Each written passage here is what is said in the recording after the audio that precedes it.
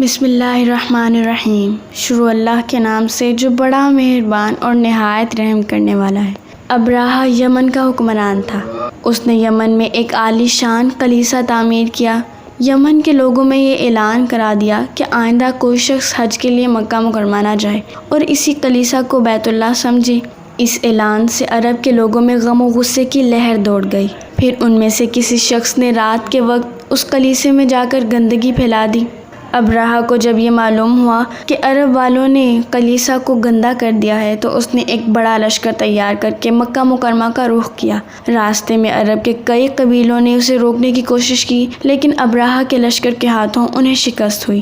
آخرکار یہ لشکر مکہ مکرمہ کے قریب ایک جگہ پہنچ گیا۔ اگلی صبح جب اس نے بیت اللہ کی طرف بڑھنا چاہا تو اس کے ہاتھیوں نے آگے بڑھنے سے انکار کر دیا۔ اسی وقت اس کی طرف عجیب و غریب قسم کے پرندوں کا ایک گل آیا اور لشکر پر چھا گیا۔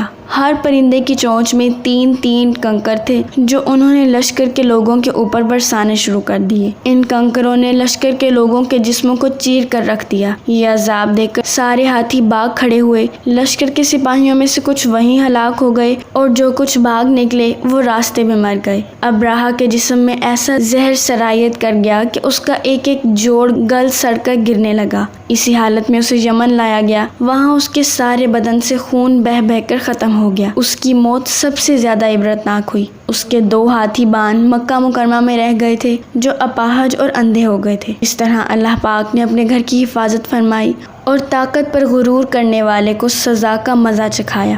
قرآن پاک کی سورہ فیل میں اللہ پاک نے اس واقعے کو یوں بیان فرمایا، کیا تو نے نہ دیکھا کہ تیرے رب نے ہاتھی والوں کے ساتھ کیا کیا؟ کیا ان کے مکر کو بیکار نہیں کر دیا اور ان پر پرندوں کے جھنڈ بھیج دیے جو انہیں مٹی اور پتھر کی کنکریاں مار رہے تھے، پس انہیں کھائے ہوئے بھوسے کی طرح کر دیا۔